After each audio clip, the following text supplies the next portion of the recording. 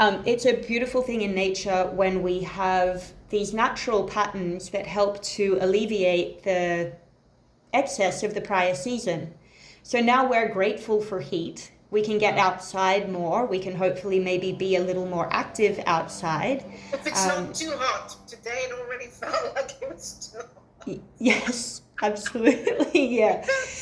Like sitting inside with the AC. Yes, yeah.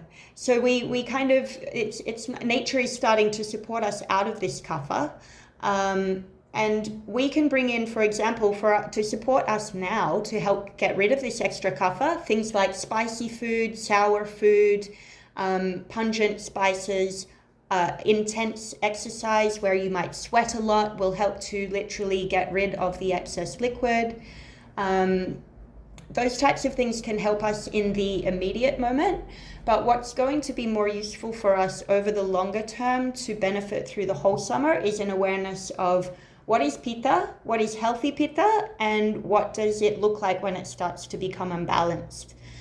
So some signs of healthy pitta are, for example, that you have nice get up and go, that you've got a list of things to do and you want to do them.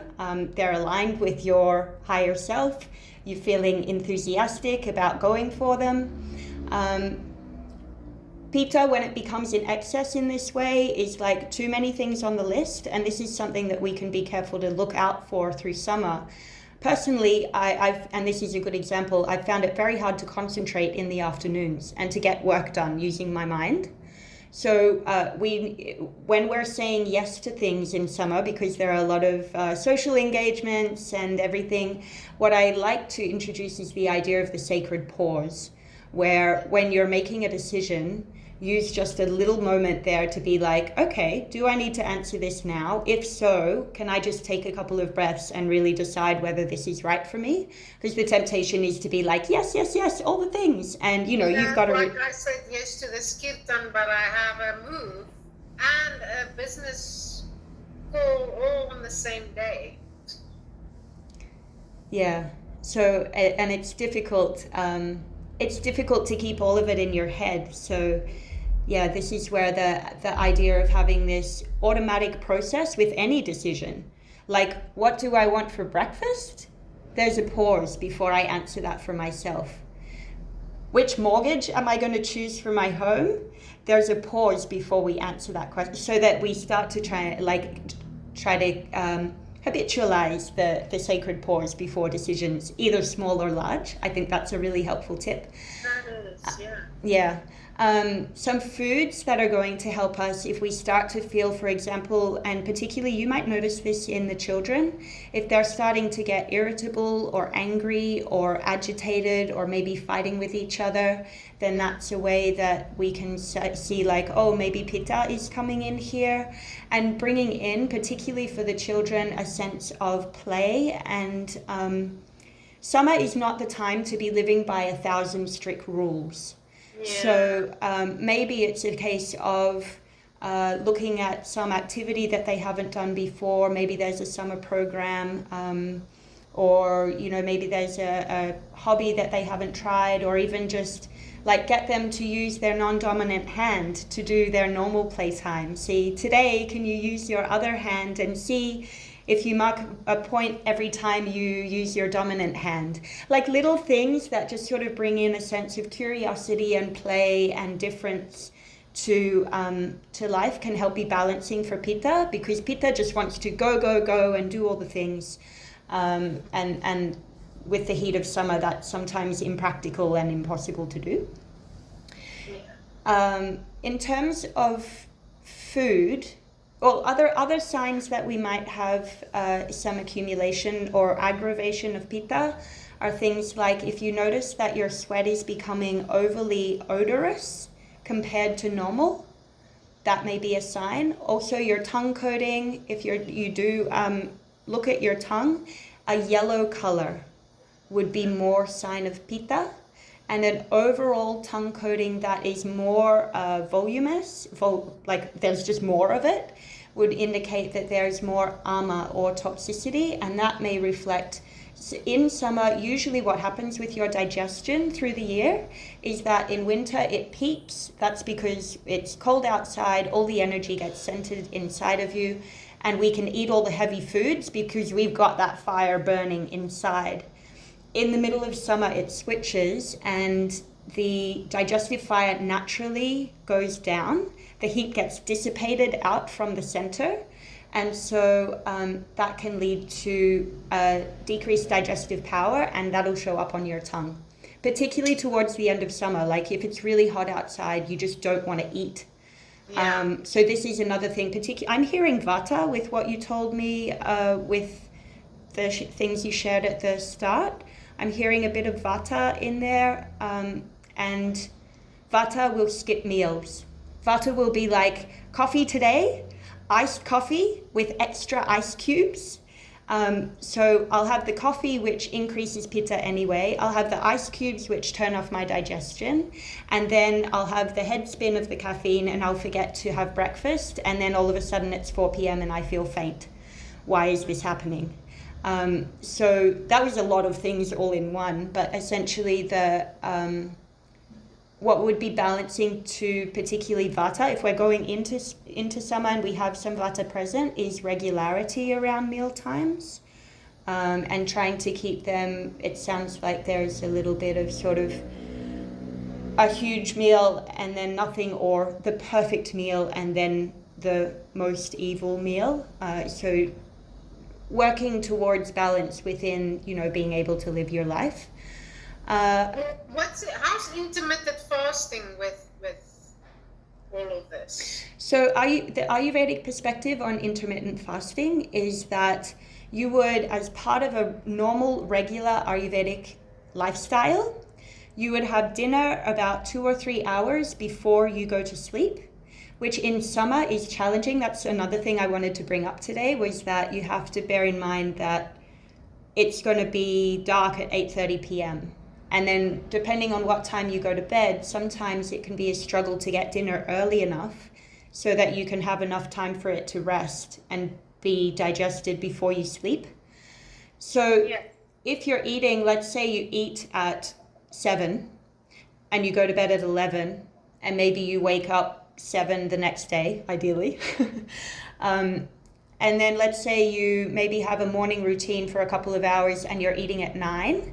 There's from 7 p.m. to 9 a.m., that's a 14-hour window, which would classify according to scientific intermittent fasting as intermittent fasting. So what Ayurveda disagrees with is taking it any further than that on a regular basis. Okay. So, yeah. Yeah, you see, my thing is I start work with my assistant in South Africa like 4:30 a.m. So I'm 4:35, I'm up every day working, and then because I'm working, I wake up 3:30, and because I usually can't sleep after that, I just stay up, I start working. And then, yeah. Okay. And then what does sleep look like in the afternoon and nighttime for you? I don't sleep in the afternoon. Nighttime, like tonight I have a class, so I'm not going to be going to bed early. But usually, if I don't have a class or something, I'll try and go to bed with the kids, like around 9:30. Okay. Because I know I'm going to be up at 3:30. But then I wake up after 5 hours of sleep, and then I struggle to fall asleep again. Okay. Yeah. So. One thing that may be useful. 5 hours. Yeah. One thing that may be useful is, and you may or may not do this already, is something like a yoga nidra recording in a downtime. I should do that. Yeah, I should do that. Yeah. That's a general recommendation. I have personal experience with that, making a huge difference to my mental productivity, and being able to sort of come back after that and get another hour of clear, productive work, as opposed to trying to grind through 4 hours of my day, achieving nothing and feeling bad about myself. So yeah, it's a powerful tool. We would prefer a longer sleep at night, and then not having to rely on a nap during the day. But a yoga nidra is a really nice way just to kind of reset and restore. It may lead to a nap. If that's what happens, then that's what you needed, and that's totally fine and totally okay. Good yoga nidras that you could share? I can send you a couple of links. Yeah. Do you use Spotify? I do, yeah. Oh, I can probably just search, really, right? Well, let me send you. I've got some that are from the cleanses that I won't share because they're not public, but I have a couple of other ones that I like to go to. Sure. Yeah, Insight Timer is also another good source for recorded things, but I can send you some. Okay. And in terms of foods that we may like to gravitate towards during summer, these are going to be supportive to energy but balancing to not drive pitta too high, are things like rose. There's an organic store in Somerset that sells rose petals dried for not super expensive if you're ever down that way. So what do I do rose for? Just a tea, you said? Or? Yeah, you can make tea, for example, mint and rose tea, dried mint leaves and rose. That's a perfect cooling combination in summer. Things like coconut, cilantro, maybe you're in and out a little bit, but having a small home herb garden is a wonderful thing to do for summer because then you have it there, it's fresh, it's organic, you know what's going on it, and really summer pesto is an amazing thing to make for yourself over summer because it's getting those green herbs in, and herbs, particularly astringent flavors, are good over summer because they help to provide good flavor, but also avoid any oiliness that is associated with pitta. Basil? Parsley is quite heating. Parsley would be useful. Parsley would be useful now to get rid of kapha, but we want to lose it as we go in further and change it for mint and cilantro. They're the two most cooling herbs. Yeah. Things like cucumber, spiralized cucumber salad with sesame seeds and a little dressing. That can be really nice. Spiralized zucchini instead of like the heavier foods. So that's another way of staying green. Green is a nice theme to stick to in summer. Stone fruit, watermelons, they're great foods to have. And of course, if you have aloe vera, it can go into smoothies or and skin is another topic that I'll just sort of touch on here. It's an important one when we have so much bright light and sun around us. Yeah. So pitta type skin, some people have pitta type skin naturally. They're your freckly people that have maybe sensitive skin. They'll be prone to blemishes. And those types of people will need to take extra good care of your skin through summer. I highly recommend abhyanga, oiling your skin. For now, if you're looking to reduce kapha, I would say dry brushing. Okay. Yep, like with a loofah or even a pair of exfoliation gloves. Just dry brushing your skin before you get in the shower. And an appropriate oil to use if you are applying oil is coconut oil. It's the most cooling one. And we want to stay away from, for example, olive oil is heating, so stay away. Sesame oil is balancing for vata, so maybe just keep that one in the back of your mind, but it is also a little heating.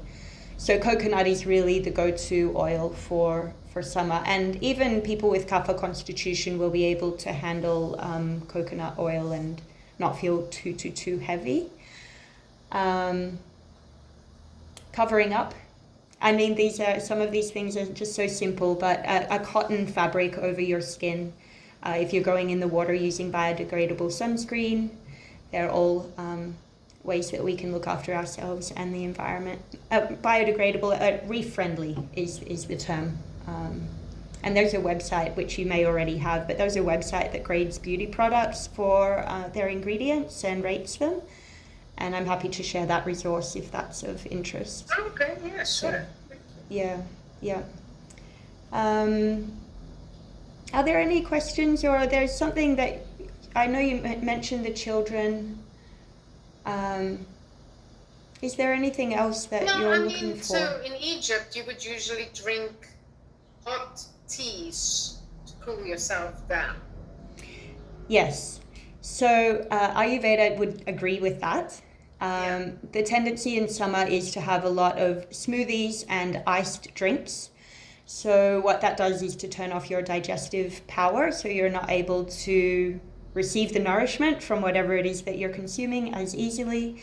And so room temperature, okay, but nothing with ice in it.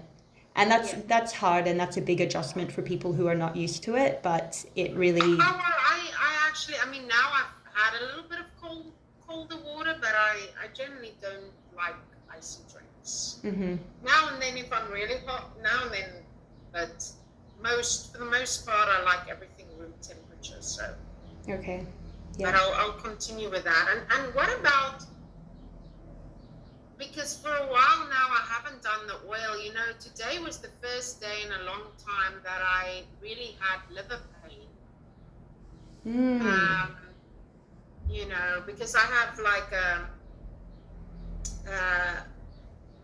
you know, non-alcoholic liver disease, and I get pain over now and then I get pain over my liver, and today was really bad, and that sometimes I'm worried because I can't eat high fat foods, and I was worried about when I have intuitively, I don't know, I haven't been able to do the ghee really in the mornings, and I don't know if I should do the ghee in the mornings during the summer or not. You know, yeah.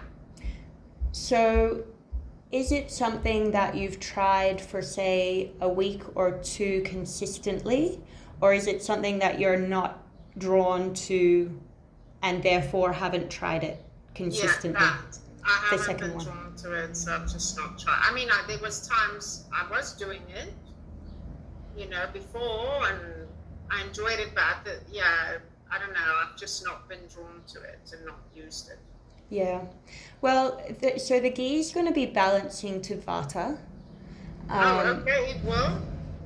It would help to balance vata.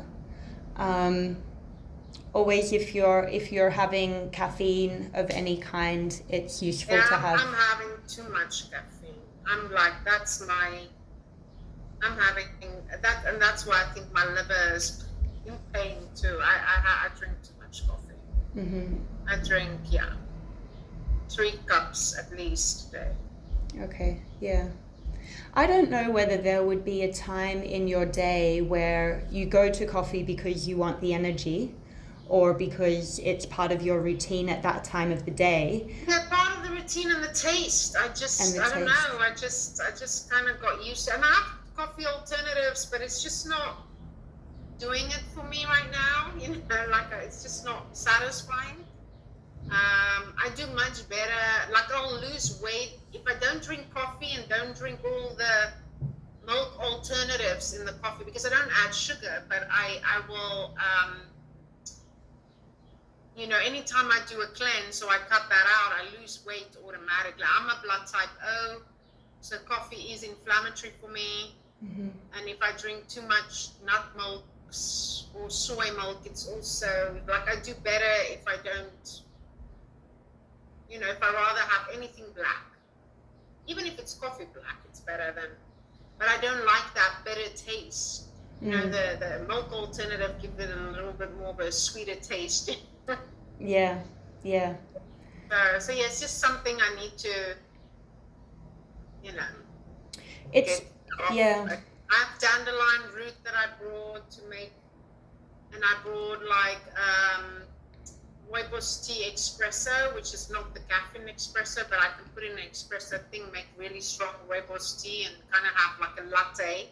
Okay. Like that, and I got the green tea latte as well. So I just have to start doing that in the mornings instead of, and slowly get myself used to something else again. Yeah. And I suppose if you zoom out on the discomfort of having to make a different choice, even just one of those coffees a day, making a different choice for that is uncomfortable, and you've got that craving, but it's not a healthy craving. You're not being driven by balance with that. Yeah, And oh, so totally not. I know that. and Yeah. so how does that sort of interplay, and you know this, I'm sure, how does that amount of coffee interplay with your